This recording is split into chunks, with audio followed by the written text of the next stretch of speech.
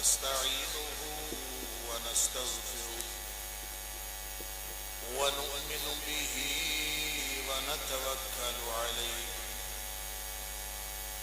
ونعوذ بالله من شرور أنفسنا ومن سيئات أعمالنا من يهده الله فلا مضل له ومن يضلل فلا هادي له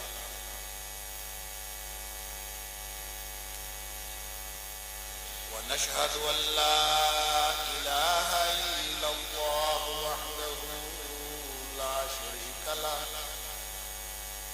ونشهد أن محمدا عبده ورسوله أرسله بالحق بشيرا ونذيرا بين يدي الساعة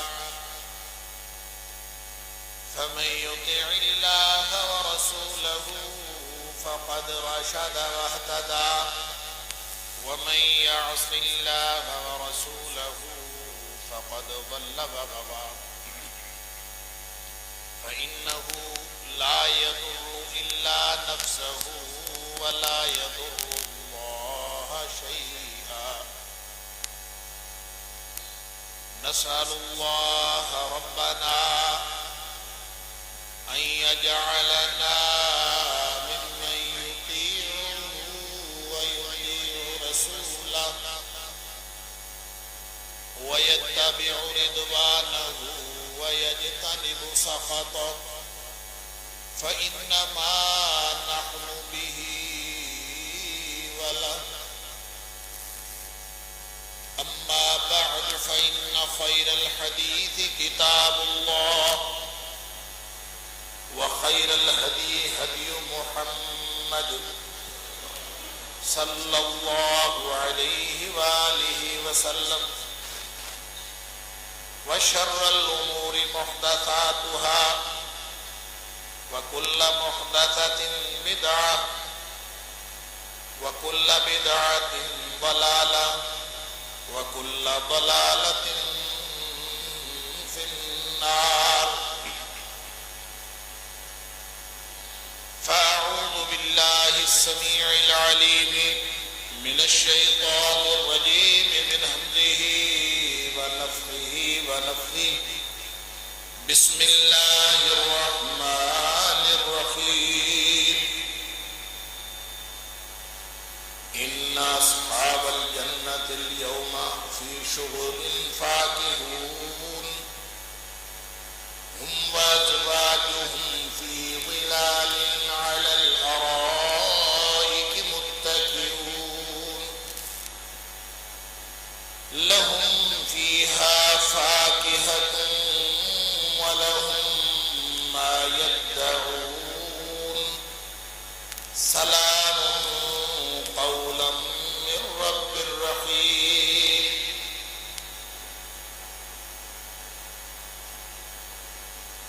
بے شک جنتی اس نے اپنے دلچسپی کے مشغلوں میں حشاش بشاش ہوں گے اور خوش ہوں گے وہ اور ان کی بیویاں پلنگوں کے اوپر مسہریوں کے اوپر تکیے لگائے بیٹھے ہوں گے سایوں کے نیچے ان کے لیے اس جگہ میں اس جنت میں ہر طرح کے میوے ہیں وَلَهُمْ مَا يَدَّعُونَ اور ہر چیز ان کو ملے گی جو وہ مانگے ہر منہ مانگی چیز ان کو ملے گی سلام قولا من رب الرحیم مہربان مالک کی طرف سے ان کو وہاں سلام کہا جائے گا صدق اللہ العظیم جنت کیسی ہے اور جنت کے مناظر کیسے ہیں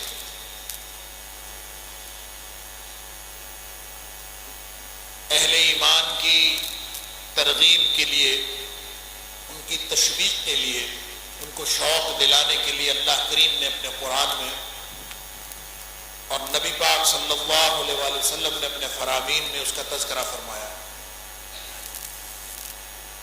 تاکہ اہل ایمان کو شوق پیدا ہو اور اس شوق کی وجہ سے وہ طمع، حرص اور لالچ رکھیں کہ اللہ تعالیٰ ان کو جنت میں داخل کر دے۔ جہنم سے اور جہنم کے عذابوں سے بچنے کی تڑپ اور جنت میں داخل ہو جانے کی امید اور لالچ اور حرص اور طمع، یہ دنیا کائنات کی سب سے قیمتی متاع ہے، اور جس شخص کو یہ مل گئی اس کو ایمان کامل نصیب ہو گیا۔ نبی پاک صلی اللہ علیہ وسلم نے فرمایا الایمان بین الخوف والرجاء، ایمان امید اور خوف کے درمیان ہے۔ خوف بھی لگا رہے کہ کہیں میں اللہ کے عذابوں کا شکار نہ ہو جاؤں، امید بھی لگی رہے کہ مجھے انشاءاللہ جنت مل جائے گی۔ یہ دونوں باتیں موجود رہیں تو یہ ایمان ہے۔ دونوں میں سے ایک چیز مفقود ہو جائے تو گویا ایمان کے اندر نقص پیدا ہو گیا۔ صرف خوف رکھنا، ڈرتے رہنا، یہ بھی ایمان نہیں ہے، یا صرف امید رکھنا، خوف رکھنا ہی نہ، یہ بھی ایمان نہیں۔ ایمان ہے بین الخوف والرجاء۔ عمر فاروق رضی اللہ تعالیٰ عنہ کے حوالے سے ایک بات بیان کی جاتی ہے کہ انہوں نے کہا تھا کہ مجھے خوف اور امید کی تشریح کہ اگر آسمان سے آواز آئے کہ دنیا کائنات کا ہر انسان اور ہر جن کو بخشا گیا ہے، صرف ایک شخص پکڑا گیا ہے، باقی سب بخشے گئے، صرف ایک شخص پکڑا گیا ہے، تو عمر فاروق رضی اللہ تعالیٰ عنہ فرماتے ہیں مجھے ڈر ہوگا کہ وہ ایک اکیلا پکڑا جانے والا کہیں میں نہ، سارے بخشے گئے، میں اکیلا پکڑا۔ لیکن اگر آسمان سے آواز آئے کہ ساری دنیا پکڑی گئی، اول انسان سے لے کر آخر انسان تک سب پکڑے گئے، بس ایک شخص بخشا گیا ہے، تو میں امید کروں گا کہ وہ میں ہوں۔ اس قدر امید اور اس قدر خوف، جتنا زیادہ خوف اور امید کا لیول ہوگا وہی لیول ایمان کا ہوگا۔ نبی پاک صلی اللہ علیہ وسلم نے، وہ میں نے حدیث آپ کے سامنے رکھی تھی، جب نبی پاک صلی اللہ علیہ وسلم نے جنت کے اندر ایک محل دیکھا، بخاری مسلم کی حدیث ہے کہ آپ نے جنت میں ایک محل دیکھا، تو آپ کو بتایا گیا کہ یہ محل ایک قریشی کا محل ہے، قریش کے ایک آدمی کا محل ہے۔ تو نبی پاک صلی اللہ علیہ وسلم فرماتے ہیں مجھے امید لگ پڑی کہ یہ میرا ہوگا، قریش کے ایک آدمی کا، تو مجھے امید لگ پڑی کہ میرا ہے۔ تو فرماتے ہیں میں نے اس امید سے فرشتے سے پوچھا کہ وہ کہے گا تمہارا ہے، میں نے اس امید میں پوچھا کہ کس کا ہے یہ محل ہے؟ اللہ، تو امید اور خوف ایمان کا حصہ ہے۔ نبی پاک صلی اللہ علیہ وسلم فرماتے ہیں میں نے اس امید پہ پوچھا کہ اس نے جو کہا ہے قریش کے ایک آدمی میں ایک آدمی کا محل ہے، تو مجھے امید لگ پڑی کہ وہ میں ہوں گا، میرا محل ہے، تو میں نے پوچھ لیا کہ کس کا ہے، تو انہوں نے فرمایا یہ عمر بن خطاب کا محل ہے رضی اللہ تعالی عنہ۔ جنت میں محل ایسے نہیں بنتے، بنانے پڑتے ہیں۔ نبی پاک صلی اللہ علیہ وسلم فرماتے ہیں جب اس نے کہا تھا نا قریشی کا محل ہے، تو مجھے شوق پیدا ہوا تھا اس کے اندر جانے کا، لیکن جب میں نے سنا کہ عمر کا ہے تو میں رک گیا۔ فرمایا عمر تیری غیرت کا سوچ کے رک گیا کہ تو بڑا غیرت والا ہے، تجھے کہیں غیرت نہ آئے کہ میرے گھر میں میرے سے پہلے ہی کوئی گھس گیا۔ اللہ اکبر۔ فرمایا ورنہ میں اندر جانا چاہتا، میں نہیں گیا، اس لیے نہیں گیا کہ مجھے خیال آ گیا کہ عمر کو غصہ نہ آئے کہ میرے گھر میں کون چلا گیا۔ عمر فاروق رضی اللہ تعالیٰ نے یہ بات سنی، رو دیے۔ حضرت عمر فاروق رضی اللہ تعالیٰ کی آنکھوں میں آنسو آ، فرمایا نبی پاک صلی اللہ علیہ وسلم آپ سے غیرت کروں گا، آپ سے غصہ کروں گا، آپ کے ساتھ میرا کیا غصہ، کیا غیرت، کیسی ہے؟ تو کہنے کی بات یہ ہے کہ امید اور خوف، جہنم کے عذابوں کا تذکرہ ساری سختیوں کا ذکر، موت سے لے کر جہنم تک کی سختیوں کا ذکر، وہ ہمیں خوف دلانے کے لیے ہے، ترہیب کے لیے ہے، انذار کے لیے ہے، اور جتنا جنت کے تذکرے ہیں وہ سارے کے سارے تبشیر کے لیے ہیں، امید دلانے کے لیے، خوشخبریاں دینے کے لیے، تاکہ اہل ایمان میں شوق پیدا ہو۔ تو ہم نے گفتگو کا آغاز کیا تھا 2-3 جمعے پہلے، اور موضوع لمبا ہوتا گیا، بات مکمل نہیں ہو سکی، اور ساری تفصیلات ہم نے جاننے کی کوشش کی کہ اہل جنت جو اللہ کے مہمان بنیں گے وہ کس قدر معزز مہمان ہیں، اللہ تعالیٰ نے ان کی مہمانی کے لیے کیا کچھ تیار کر رکھا ہے، جب وہ جنت میں جانے کے لیے وہاں پہنچیں گے تو کس طرح ان کے جنت کے دروازوں پہ ان کا استقبال کیا جائے گا، اور کس طرح جنت میں داخلے سے پہلے ان کا آپریشن ہوگا، اور آپریشن کر کے داخلی طور پر بھی ان کی صفائی روحانی طور پر بھی کر دی جائے گی، ان کے اندر کا میل کچیل نکال دیا جائے گا، اور باہر کے جسم کی بھی پلاسٹک سرجری ہو جائے گی، آپریشن ہو جائے گا، اور وہاں جس جسم کے ساتھ انسان داخل ہوگا اور جس روح اور قلب و ذہن کے ساتھ داخل ہوگا وہ نہ دنیا والا جسم ہوگا نہ دنیا والا دل ہوگا، دل بھی کامل، دماغ بھی کامل، اندر محض ہی کوئی نہیں، کسی کے ساتھ غصہ گلا ختم، جو کچھ دل میں ہے وَنَزَعْنَا مَا فِي صُدُورِهِم مِّن غِلٍّ، ہر طرح کا میل کچیل دلوں کا وہ نکال کے اللہ تعالیٰ آگے داخل فرمائے۔ اللہ پھر فرمایا وہاں جا کے جو ظاہری جسمانی طور پر بھی جردن مردن مکحلین داخل ہوں گے، نہ جسم پر کوئی بال ہوگا نہ چہرے پر کوئی بال ہوگا، سرمگی آنکھوں کے ساتھ، انتہائی خوبصورت شکلوں کے ساتھ، اور فرمایا قد بھی سب کے ایک جتنے، جیسے حضرت آدم علیہ السلام کا قد ایسے سب کے قد بھی ایک جتنے، عمریں بھی ایک جتنی، سارے کے سارے 30 سال کے، ابناء 30 او 30 و 30، یا سارے کے سارے 30 سال کے یا 33 سال کے، بس اتنی عمر ہوگی، اور سارے ایک جیسی عمروں کے، ایک جیسے قد کے، ایک جیسی شکلوں والے، خوبصورت شکلیں لے کے، حتیٰ کہ فرمایا ان کے اخلاق بھی سب کے ایک جیسے ہوں گے، اخلاق بھی ایک جیسے، عادتیں ایک جیسی، لہذا وہاں پہ کوئی لغو بات تو ہوگی نہیں۔ قرآن کہتا ہے آپس میں لڑائی جھگڑا بھی ان کا ہوگا نا، چھینا جھپٹی بھی ہوگی، لیکن وہ شغل کے طور پر ہوگی، دلچسپی اور باہمی طور پر ایک دوسرے سے محبت کے اظہار کے طور پر ہوگی۔ فرمایا یتنازعون فیہا کاسن،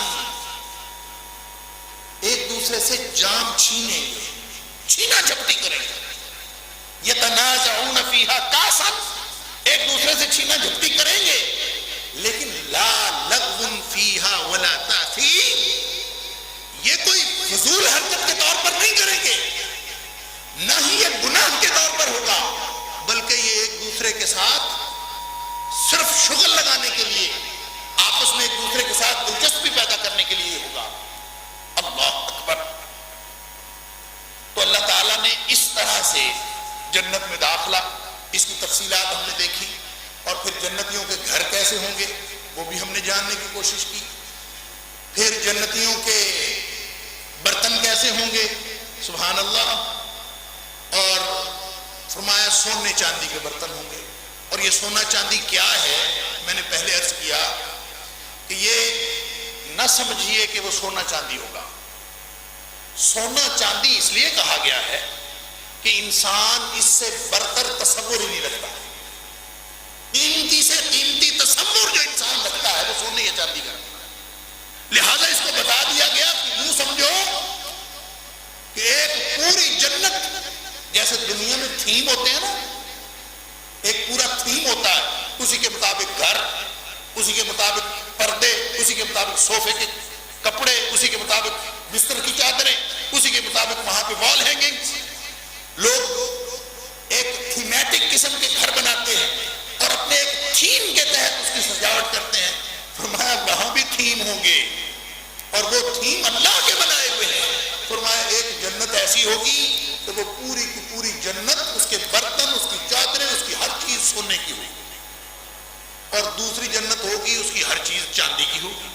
سبحان اللہ، جنتان، بلکہ فرمایا دو جنتیں، جنتان من ذہب، دو جنتیں ہوں گی جو سونے کی ہوں گی، سب کچھ سونے کا، آنیتہما وما فیہما، اس کے برتن بھی اور اس کے اندر کی ہر چیز ہی سونے کی، اور دوسری جنتیں فرمایا وہ ہوں گی من فضہ، وہ چاندی کی ہوں گی، اور چاندی کی ہر چیز ہی پھر چاندی کی ہوگی، یہ اس کا تھیم ہوگا، اس کا تھیم ہوگا۔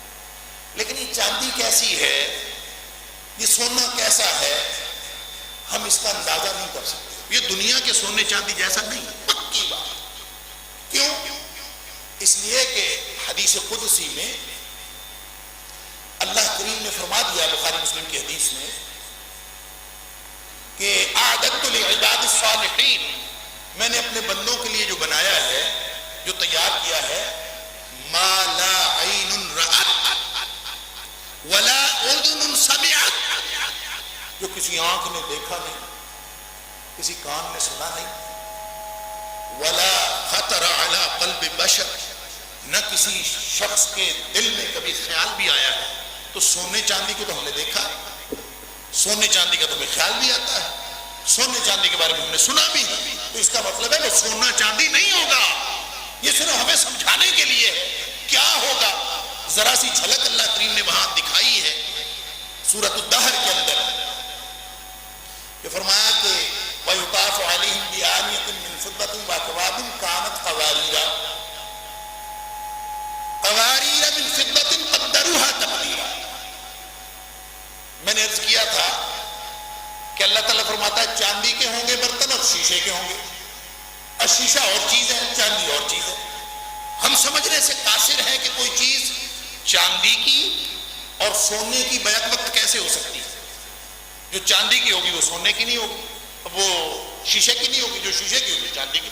اللہ تعالیٰ فرماتا ہے چاندی کی، سونے کی، چاندی کی، شیشے کی۔ وَيُطَافُ عَلَيْهِمْ بِآنِيَةٍ مِّن فِضَّةٍ وَأَكْوَابٍ كَانَتْ قَوَارِيرَ، ہوں گے چاندی سے لیکن ہوں گے شیشے سے۔ پھر آگے وضاحت فرمائی کہ تم نہیں سمجھ سکتے، سبحان اللہ۔ وَيُطَافُ عَلَيْهِمْ بِآنِيَةٍ مِّن فِضَّةٍ وَأَكْوَابٍ كَانَتْ قَوَارِيرَ مِّن فِضَّةٍ قَدَّرُوهَا تَقْدِيرًا۔ تم نہیں سمجھ سکتے، ہوگی چاندی، چاندی ہی ایسی ہوگی جو شیشہ لگے گی، شیشے جیسی چاندی ہوگی۔ قواریر من فضہ، شیشہ ہی چاندی کا ہوگا، قواریر۔ اس کا مطلب ہے ہم سمجھ نہیں سکتے وہ کیا ہے۔ فرمایا قدروہا تقدیرا، بنانے والے نے اس کو بنایا ہی ایسے۔ یار مہربانی کریں گے بھائی اسپیکر والے، اللہ تعالیٰ آپ کو ہدایت دے، پورا رمضان ہمارا خراب کیا ہے اسپیکر والے، اللہ تعالیٰ اس کو جزائے خیر۔ اس سے اسپیکر سیٹ نہیں ہوتا۔ انا للہ و انا الیہ، اعوذ باللہ من الشیطان۔ آئندہ جو میں اگر اسپیکر نے اس طرح کیا تو میں اس کو بند کر دوں گا ہمیشہ کے لیے۔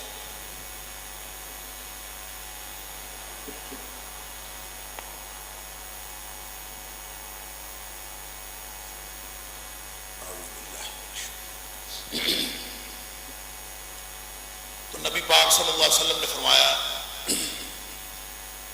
میں یہ عرض کر رہا تھا کہ سونے چاندی کے برتن، بہترین لباس اور ایسی ایسی نعمتیں اللہ تعالیٰ جنت میں عطا فرمائے گا، اس کی بس ایک ایک جھلک ہم نے دیکھنے کی کوشش کی۔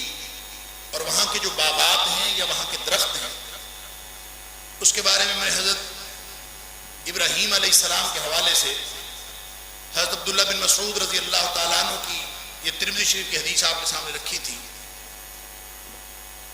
یا شاید یہ رہ گئی تھی، کہ نبی پاک صلی اللہ علیہ وسلم نے فرمایا جب آپ معراج پہ تشریف لے گئے تو معراج کی رات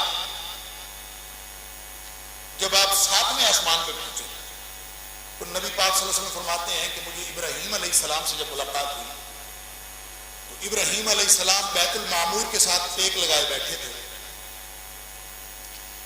اور مختلف باتیں ہوئیں، آپس میں تعارف ہوا اور باہمی دلچسپی کے امور پر گفتگو ہوئی، اور جب میں آنے لگا تو مجھے ابراہیم علیہ السلام نے ایک پیغام دیا۔ نبی پاک صلی اللہ علیہ وسلم فرماتے ہیں کہ مجھے ابراہیم علیہ السلام نے ایک پیغام دیا، اور پیغام یہ دیا کہ اقرئ امتک منی السلام، کہ اے محمد صلی اللہ علیہ وسلم جا کے اپنی امت کو میرا سلام کہہ۔ ابراہیم علیہ السلام نے ہمیں سلام بھیجا، نبی پاک صلی اللہ علیہ وسلم نے سلام دے دیا، ابن مسعود رضی اللہ تعالیٰ عنہ نے آگے بتا دیا، اور آج تک کتابوں میں محفوظ ہے، گویا رہتی دنیا تک اور رہتی دنیا تک کی امت کو ابراہیم علیہ السلام کا سلام پہنچے۔ فرمایا امت کو اپنی امت کو میرا سلام کہنا اور ان کو بتانا ان الجنت طیبۃ التربہ، یہ جو جنت ہے نا اس کی مٹی بڑی پاک ہے، بڑی مزے کی جگہ ہے، طیبۃ التربہ وعذبۃ الماء، اور یہ بھی بتانا یہاں کا پانی بھی بڑا میٹھا ہے۔ اب زمین اچھی ہو، پانی میٹھا ہو تو خیال تو فوراً کاشتکاری کا آتا ہے نا، کہ کاشتکاری کر لیں پھر وہاں باغ لگا لیں۔ پھر ایک خیال یہ بھی آتا ہے کہ اگر وہ اونچی نیچی جگہ ہو تو پھر کیا کریں گے؟ فرمایا یہ بھی بتا دینا وَأَنَّهَا قِيعَانٌ، میدان ہے کھلا، اونچی نیچی نہیں ہے، ہموار، بڑی شاندار جگہ ہے۔ یہ جا کے امت کو بتا دینا، لیکن ساتھ یہ بتا دینا کہ پودے وہاں پہ تم نے خود لگانے ہیں، باغ خود لگانا ہے، جگہ اللہ نے دے دی ہے، باغ خود لگانا ہے، لگے گا کیسے؟ فرمایا امت کو بتانا وَغِرَاسُهَا سبحان اللہ والحمد للہ ولا الہ الا اللہ واللہ اکبر، تم سبحان اللہ پڑھو، الحمدللہ پڑھو، لا الہ الا اللہ پڑھو، اللہ اکبر پڑھو، اس سے جنت کے اندر پودے اور درخت لگتے چلے جائیں، درخت بنتے چلے جائیں، سبحان اللہ، باغ لگتے چلے جائیں گے۔ ایک حدیث میں فرمایا، ترمذی شریف کی حدیث ہے یہ بھی، حضرت جابر رضی اللہ تعالیٰ عنہ راوی فرماتے ہیں کہ نبی پاک صلی اللہ علیہ وسلم نے فرمایا جب کوئی شخص ایک دفعہ کہتا ہے نا سبحان اللہ العظیم و بحمدہ، سبحان اللہ العظیم و بحمدہ، فرمایا ایک دفعہ جب کوئی شخص کہہ دے، آپ کہہ دیں سب لوگ سبحان اللہ العظیم و بحمدہ، فرمایا جب کوئی شخص ایک دفعہ کہہ دیتا ہے، فرمایا غرست لہو بہا نخلۃ فی الجنہ، اس سے اللہ تعالیٰ اس کے لیے جنت کے اندر ایک کھجور کا درخت لگا دیتے ہیں۔ اب لگا لو جتنے باغ لگانے، سبحان اللہ العظیم و بحمدہ ایک اور لگ گیا، سبحان اللہ العظیم و بحمدہ ایک اور لگ گیا، تو پڑھتے جاؤ، باغات لگاتے جاؤ۔ اور فرمایا وہاں جو باغ لگیں گے نا وہ دنیا والے باغوں کی طرح کے باغ نہیں ہیں، ونس اگین، ایک دفعہ پھر ہماری سمجھ میں آنے والی بات نہیں کہ وہاں پہ جو کھجور کا درخت لگتا ہے وہ دنیا والے کھجور کے درخت کی طرح کا نہیں ہے۔ حضرت ابو ہریرہ رضی اللہ تعالیٰ عنہ فرماتے ہیں کہ نبی پاک صلی اللہ علیہ وسلم نے فرمایا کہ دنیا کے درخت تو تم نے دیکھے ہیں کیسے، جنت کا درخت کوئی بھی ایسا نہیں ہے، ما من شجرۃ فی الجنہ، جنت کا کوئی بھی درخت ایسا نہیں ہے الا وساقها من ذهب، ہر ایک کا تنا جو ہے وہ سونے کا تنا ہے۔ اب سونے کے تنے والا درخت تمہیں کیسے سمجھ آتا؟ یہ سمجھ میں نہیں آ سکتا کہ سونے کے تنے کا درخت کیسے ہوگا۔ سمجھایا یہ ہے کہ تمہارے ذہن میں قیمتی سے قیمتی تصور اگر ہو سکتا ہے تو جنت کا درخت اس سے زیادہ قیمتی ہے، اور لگتا کیسے ہے؟ سبحان اللہ العظیم و بحمدہ، لگ گیا درخت، الحمدللہ، الحمدللہ کہہ دیا ایک اور لگ گیا، سبحان اللہ کہہ دیا ایک اور لگ گیا، سبحان اللہ والحمدللہ ولا الہ الا اللہ واللہ اکبر، لگاتے جاؤ باغات جتنے لگانے ہیں۔ میں سمجھانے کے لیے یہ فرمایا کہ وہ جو درخت ہیں اس کو دنیا کے درختوں پر قیاس نہیں کرنا. ایک تو یہ میں نے عرض کیا کہ اس کا تنا جو ہے ہر ایک کا سونے کا الا وساقها من ذهب، ہر ایک کا تنا، کوئی درخت بغیر سونے کے تنے کے لگتا ہی نہیں ہے. اور جو تم سبحان اللہ العظیم و بحمدہ کہہ کے یا سبحان اللہ کہہ کے الحمدللہ کہہ کے لا الہ الا اللہ کہہ کے اللہ اکبر کہہ کے جو درخت لگاؤ گے وہ ہر درخت اس سے بہتر ہوگا جو تمہارا تصور ہے، اس سے بھی بہتر ہوگا. کتنا بڑا درخت ہوگا، کیا تصور ہو سکتا ہے؟ دنیا والے کھجور کے درخت سے تو بڑا ہی ہوگا نا. سبحان اللہ. مسلم شریف کی حدیث ہے غالباً حضرت ابو سعید خدری رضی اللہ تعالیٰ عنہ وہ فرماتے ہیں کہ جنت کے درخت کی مثال پتہ ہے کیا ہے؟ کہ ان فی الجنت شجرۃ، جنت میں ایک درخت ایسا ہے یا جنت کا ہر درخت ایسا ہے؟ جنت میں ایک درخت ایسا ہے یا جنت کا درخت ایسا ہوتا ہے؟ ان فی الجنت شجرۃ، ایک درخت ایسا ہے کہ یسیر الراکب الجواد المزمر السریع، کہ اگر کوئی تیز رفتار گھوڑ سوار جس کے پاس گھوڑا بھی ہو، بہترین پالا ہوا گھوڑا، بہترین پالا ہوا تیز رفتار گھوڑا ہو کسی شخص کے پاس، اور وہ گھوڑا دوڑائے 100 عام، 100 سال گھوڑا دوڑائے، فرمایا ما یقطعها، وہ درخت کے سائے میں ایک کنارے سے دوسرے کنارے نہیں پہنچ سکتا.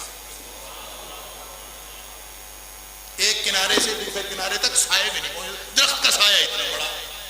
بہترین پالا ہوا گھوڑا، بہترین سوار، اور فرمایا دوڑاتا جائے تیز رفتار، سر پٹ دوڑائے. اور کتنا دوڑائے؟ 100 عام، 100 سال دوڑائے. تو فرمایا ایک درخت کا سایہ ختم نہیں ہونا. وہ درخت لگتا ہے سبحان اللہ العظیم و بحمدہ کہنے سے، وہ درخت لگتا ہے سبحان اللہ العظیم کہنے سے، وہ الحمدللہ کہنے سے، لا الہ الا اللہ کہنے سے، اللہ اکبر کہنے سے وہ درخت لگتے ہیں. اللہ تعالی ہمارے لیے بھی باغات لگا دے. اللہ ہمیں یقین عطا فرمائے جنت تو اس نے ہمارے لیے بنائی ہے. ہم نے خود گوا دی اپنے ہاتھوں تو وہ الگ بات، اس نے تو دے دی. ہمارے استاد محترم کہا کرتے تھے جب ان سے کوئی پوچھتا نا کہ پیپر میں نمبر کتنے آ سکتے ہیں تو وہ فرمایا کرتے تھے کہ ہم نے تو آپ کو 100 نمبر دے دیے پیپر میں سے، اب آپ نے اپنی مرضی سے اس میں سے ضائع کرنے جتنے مرضی کرنے. ہم نے تو 100 دے چھوڑے. آپ اپنی نااہلی کی وجہ سے، کم تیاری کی وجہ سے، کم محنت کی وجہ سے جتنے ضائع کرنے کر لو. ہم نے تو 100 دیے، تو اللہ نے تو جنت دے دی اور کچھ بڑا مطالبہ بھی نہیں کیا. بس یہ مطالبہ کیا ہے کہ میرے ساتھ شرک نہیں کرنا. اللہ اکبر، شرک نہ کرنا تو پھر آ جانا، میں تمہیں جنت دے دوں گا. حضرت معاذ رضی اللہ تعالیٰ کو یہی فرمایا تھا نا، بخاری مسلم کے اندر ہے کہ نبی پاک صلی اللہ علیہ وسلم نے پوچھا تھا معاذ، جب حضرت معاذ رضی اللہ تعالیٰ فرماتے ہیں میں نبی پاک صلی اللہ علیہ وسلم کے پیچھے سواری کر رہا تھا، آپ نے پوچھا معاذ جانتے ہو اللہ کا بندوں پر کیا حق ہے اور بندوں کا اللہ پر کیا حق ہے؟ تو معاذ رضی اللہ عنہ نے فرمایا مجھے کیا پتا، آپ کو پتا. تو نبی پاک صلی اللہ علیہ وسلم نے بتایا حق اللہ علی العباد ان یعبدوہ ولا یشرکوا بہ شیئا، اللہ کی بندگی کریں اور اس کے ساتھ کسی کو شریک نہ ٹھہرائیں، یہ حق ہے اللہ کا اپنے بندوں پر. اور فرمایا وحق العباد علی اللہ، پھر اللہ پر بندوں کا کیا حق ہے؟ اللہ فرمایا پھر بندوں پر، بندوں کا اللہ پر یہ حق ہو جاتا ہے اللہ یعذب من لا یشرک بہ شیئا، جس نے اللہ کے ساتھ کسی کو شریک نہ ٹھہرایا ہو اس کا اللہ پر حق بن جاتا ہے کہ اللہ اس کو کبھی عذاب میں مبتلا نہ کرے. یہ بندے کا حق ہے اللہ پر. اور یہ بنتا کس لیے، اسٹیبلش کیسے ہوتا ہے؟ شرک نہ کرنا. اور یہ مطالبہ یہاں ہے، وہاں جا کے تو بڑے بڑے دعوے کریں گے مشرکین بھی اور وہاں جا کے کوئی بات نہیں مانی جانی. یہاں موقع, یہاں تو ایک سبحان اللہ العظیم و بحمدہ کہنے سے اتنا بڑا درخت لگتا ہے کہ 100 سال گھوڑا دوڑایا جائے تو اس کا سایہ نہیں کراس کر سکتا. تو اس سے بڑی نعمت اللہ کی اور کیا ہو سکتی ہے؟ اللہ اکبر. ایسی نعمتیں یعنی تصور ہی نہیں آتا. یہ باغات کیسے ہوں گے؟ اور ایک درخت نہیں لگتا, کئی لگتے جاتے ہیں. ہزاروں میں پڑھ لو ہزاروں لگ جائیں گے, لاکھوں میں پڑھ لو لاکھوں لگ جائیں گے, کروڑوں میں پڑھ لو کروڑوں لگ جائیں گے. جنت کوئی چھوٹی ہے اللہ کی؟ اللہ جتنا مرضی لگا لو, لگاتے جاؤ. ایک حدیث میں فرمایا جنتی اب جنت کے اندر کیا کریں گے؟ رہیں گے, پلنگوں کے اوپر بیٹھا کریں گے اور مزے کیا کریں گے. جو بار بار مختلف جگہوں پہ فرمایا, کام ہی کوئی نہیں ہوگا, کھانا پینا. اور کھانے پینے کے بارے میں نے بتا دیا تھا آپ کو گزشتہ سے پیوستہ جمعے میں کہ کھانا اتنا وافر اور اتنا زیادہ جو چاہیں کھائیں. وَلَهُمْ فِيهَا فَاكِهَةٌ وَلَهُمْ مَا يَدَّعُونَ, یہاں فرمایا جو چاہیں گے جو مانگیں گے ملتا جائے گا, کھاتے جائیں گے. لیکن اس کے آفٹر ایفیکٹس نہیں ہوں گے. نبی پاک صلی اللہ علیہ وسلم نے فرمایا بس ایک ڈکار آئے گی, آلائش تو وہاں ہے ہی کوئی نہیں, بس ایک ڈکار آئے گی اور معاملات وہ سارے کے سارے پیٹ پھر خالی. ڈکار آئی یا پسینہ آیا, جوشان و رشحون, ایک ڈکار یا ایک پسینہ آیا پیٹ پھر خالی. اور پسینہ فرمایا دنیا والے پسینے کی طرح نہیں ہوگا, پسینہ ہوگا کل مسک, کستوری کی طرح کا پسینہ, اس میں سے خوشبو آئے, آلودگی تو ہے ہی نہیں. فرمایا اس کا کیا تم اندازہ کرتے ہو وہاں کی زندگی کا؟ وہاں پہ تو جو لوگ سانس لیں گے نا, سانس بھی سبحان اللہ الحمدللہ سبحان اللہ الحمدللہ سبحان اللہ, یہ سانس ہوگی. سبحان سانس. فرمایا یلہمون التسبیح والتحمید کما تلہمون النفس, جس طرح تم سانس لیتے ہو اور سانس اندر جاتی ہے باہر آتی ہے, جنتی الحمدللہ اور سبحان اللہ کہیں گے. سبحان اللہ, یہ ان کا سانس ہوگا. جہاں سانس سبحان اللہ الحمدللہ, وہاں جہاں برتن ایسے ہیں, جہاں فرمایا وہاں ایک بازار بھی ہوگا. شاپنگ کرنے کے لیے بھی تو جانے کو دل کرتا ہے نا. فرمایا شاپنگ بھی ہوگی, بازار بھی ہوگا. مسلم شریف کی حدیث حضرت انس بن مالک رضی اللہ تعالیٰ عنہ راوی, فرمایا وہاں پہ ایک بازار ہوگا. ان فی الجنت لسوقا, ایک بازار ہے جنت میں. نبی پاک صلی اللہ علیہ وسلم اللہ اکبر یاتونها کل جمعۃ, فرمایا ہر جمعے یہ شاپنگ کے لیے جایا کریں. اب ہر جمعے مسجد آتے ہیں نا, وہاں ہر جمعے شاپنگ ہوا کرے جنت کے بازار میں. سبحان اللہ. فرمایا ان فی الجنت لسوقا, اب یہاں تو ہم سمجھ نہیں سکتے بازار کیسا ہوگا, شاپنگ کیسی ہوگی. ہر چیز گھر میں میسر ہے, بازار میں کیا لینے جانا ہے؟ ہر چیز جب وہاں میسر ہے تو بازار میں کیا لینے جانا ہے؟ لیکن فرمایا کہ بس بازار ہے ہمیں سمجھانے کے لیے کہ ہم بازار جاتے ہیں, کھے مٹی کھا کے واپس آ جاتے ہیں. فرمایا وہاں پہ بھی کھے مٹی ہوگی. سبحان اللہ. یہی شاید سمجھایا ہے اس حدیث میں. جنتی جب بازار میں جائیں گے ان کو بھی مٹی پڑے گی, گرد و غبار سے اٹے ہوئے ہوں گے. فرمایا فتحب ریح الشمال, شمال کی طرف سے ایک ہوا چلے گی. فتحثو فی وجوہہم وثیابہم فی وثیابہم, ان کے چہروں کو اور ان کے کپڑوں کو سب کے اوپر وہ مٹی پڑ جائے. ظاہر آندھی چلے, آدمی بازار گیا ہوا ہو, آندھی چل پڑے تو پھر گرد و غبار تو پڑ جاتا ہے. نبی پاک صلی اللہ علیہ وسلم نے فرمایا کہ آدمی جب بازار جائے گا, جنتی بازار جائے گا تو ہوا چل پڑے گی, اور ہوا چلنے سے اس کے کپڑوں کو اور اس کے چہروں کو گرد و غبار پڑ جائے گا. اس سے ہوگا کیا؟ فرمایا فَيَزْدَادُونَ حُسْنًا وَجَمَالًا, اس سے ان کے حسن و جمال میں اور اضافہ ہوگا. تھے پہلے ہی خوبصورت, دنیا کا گرد و غبار پڑتا ہے آدمی آلودہ ہوتا. فرمایا جنت کا گرد و غبار پڑے گا. فَيَزْدَادُونَ جمالا، ان کا حسن و جمال پہلے سے بھی بڑھ جائے گا، اور زیادہ حسین و جمیل ہو جائے گا۔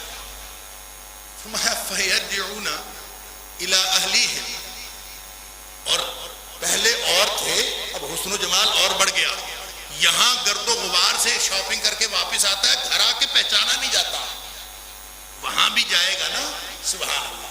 فَيَقُولُ لَهُمْ أَهْلِيهِمْ أَهْلُوهُمْ، فرمایا ان کے جو گھر والے ہیں وہ کہیں گے۔ نبی پاک صلی اللہ علیہ وسلم نے اس قدر ان فکروں کو، ان الفاظ کو الگ الگ بیان فرمایا ہے صرف ترغیب دلانے کی۔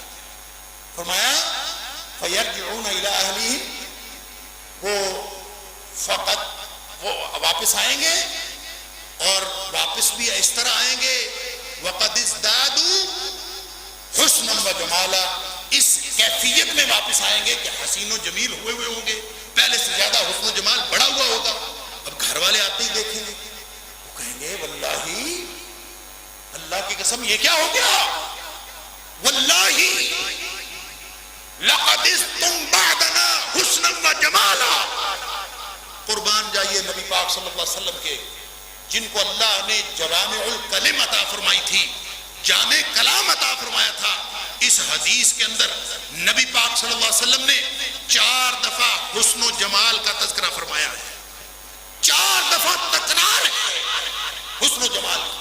فَيَزْدَادُونَ حُسْنًا وَجَمَالًا، حسن و جمال بڑھ جائے گا۔ فرمایا پھر واپس لوٹیں گے اس حال میں کہ ان کا حسن و جمال بڑھ چکا ہوگا۔ فرمایا ان کے آگے سے گھر والے کہیں گے واللہ لقد ازددتم بعدنا حسنا وجمالا، کہاں گئے تھے، ہمیں چھوڑ کے کہاں گئے تھے، ہمارے اکیلے اکیلے ہی حسین و جمیل بن کے آ گئے ہو۔ بعدنا لقد ازددتم بعدنا حسنا وجمالا، ہمیں چھوڑ کر اکیلے اکیلے حسین و جمیل بن کے آ گئے ہو۔ سبحان اللہ۔ نبی پاک صلی اللہ علیہ وسلم فرماتے ہیں حسن و جمال میں اضافہ صرف ان کا نہیں ہوگا جو شاپنگ کے لیے گئے ہوں گے، گھر والوں کو بھی حسن جمال میں اضافہ ہو چکا ہوگا۔ فرمایا وہ کہیں گے وَأَنْتُمْ وَاللَّهِ، تو تم ہمیں کہہ رہے ہو، اپنے آپ کو تو دیکھو، انتم واللہ، تم بھی بعدنا قد ازددتم حسنا وجمالا، تم نے بھی ہمیں باہر بھیج کر پیچھے سے پتہ نہیں کیا کیا ہے، اپنے حسن و جمال میں اضافہ کر لیا۔ نبی پاک صلی اللہ علیہ وسلم نے 4 دفعہ حسن و جمال کا تذکرہ فرمایا، کیوں؟ ترغیب دینے کے لیے۔ فرمایا ایسی وہاں پہ نعمتیں، سبحان اللہ، کتنی نعمتیں، کس کس کا تذکرہ کریں۔ قرآن کہتا ہے وَإِذَا رَأَيْتَ ثَمَّ رَأَيْتَ نَعِيمًا وَمُلْكًا كَبِيرًا، کوئی ہے کثر، جدھر دیکھیں گے، جدھر نظر اٹھائیں گے، وَإِذَا رَأَيْتَ ثَمَّ رَأَيْتَ نَعِيمًا وَمُلْكًا كَبِيرًا، لمبی چوڑی عالی شان سلطنت اور نعمتوں سے بھری، نعمتیں ہی نعمتیں، کس کس کا تذکرہ کریں۔ فرمایا وَإِذَا رَأَيْتَ ثَمَّ رَأَيْتَ نَعِيمًا وَمُلْكًا كَبِيرًا، ہر طرف نعمتیں ہی نعمتیں، عالی شان سلطنت، نعمتوں والی، نعمتوں سے بھری ہوئی جنت۔ اللہ اکبر۔ فرمایا اور ان کے جو لباس ہوں گے، عالیہم ثیاب سندس خضر واستبرق، موٹے اور باریک ریشم کے، لگتا یہ ہے عالیہم فرمایا ان کے اوپر والے لباس، اندر کوئی اور لباس ہوں گے، پتہ نہیں کیا کیا ہوں گے۔ فرمایا جو اوپر پہنے ہوں گے وہ سبز رنگ کے ریشم کے، دبیز ریشم کے، موٹے ریشم کے اور باریک ریشم کے، انہوں نے چوگے پہنے ہوئے ہوں گے، جنتیوں کا خاص لباس ہوگا۔ اور فرمایا کہ اس کے علاوہ عالیہم ثیاب سندس خضر واستبرق وحلوا اساور من فضہ، اور اس کے علاوہ اللہ تعالیٰ ان کو کنگن پہنا دے گا چاندی کے۔ اب کنگن کا یہاں تصور نہیں ہے، وہ کیسے کنگن ہوں گے۔ اور پھر فرمایا وَسَقَاهُمْ رَبُّهُمْ شَرَابًا طَهُورًا، پھر ان کا رب جو ہے ان کو شراب طہور پلائے گا وہاں پہ۔ اس کی تفسیر میں مفسرین لکھا ہے کہ ایک تو اس کا مطلب یہ ہے کہ اللہ پلائے گا، وہاں پہ سب کچھ اللہ نہیں عطا فرمانا، ایک تو اس کی تفسیر یہ ہے۔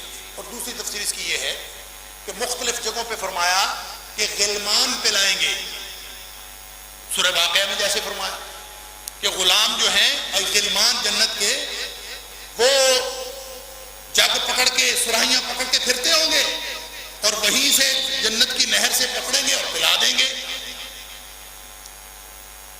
اور بعض جگہ پہ فرمایا حوریں پلائیں گی، کہیں غلمان پلائیں گے کہیں حوریں پلائیں گی. اور مفسرین لکھتے ہیں یہاں سورہ دہر میں جو فرمایا وَسَقَاهُمْ رَبُّهُمْ شَرَابًا طَهُورًا، فرمایا یہ سب سے زیادہ معزز اور اعلیٰ جنتوں والے ہوں گے. ان کو نہ غلمان پلائیں گے نہ حوریں پلائیں گی، ان کو رب خود پلائے گا. وَسَقَاهُمْ رَبُّهُمْ شَرَابًا طَهُورًا، اللہ تعالیٰ خود پلائے گا یہ لوگ یہ شراب طہور پی لو. سبحان اللہ وبحمدہ سبحان اللہ العظیم. موضوع آج بھی ختم نہیں ہوا. میں اس موضوع کو یعنی جنت کے منظر تقریباً مناظر ختم ہو گئے، لیکن میں اس طرف اپنی اور آپ کی توجہ دلانا چاہتا ہوں کہ یہ جنت ملے گی کیسی ہے اور اس کی خوشخبریوں کی انتہا کیا ہے. ہم انشاءاللہ اگلے جمعے میں بشرط زندگی بشرط توفیق الہی اس موضوع کو انشاءاللہ مکمل کریں گے. وآخر دعوانا الحمدللہ رب العالمین.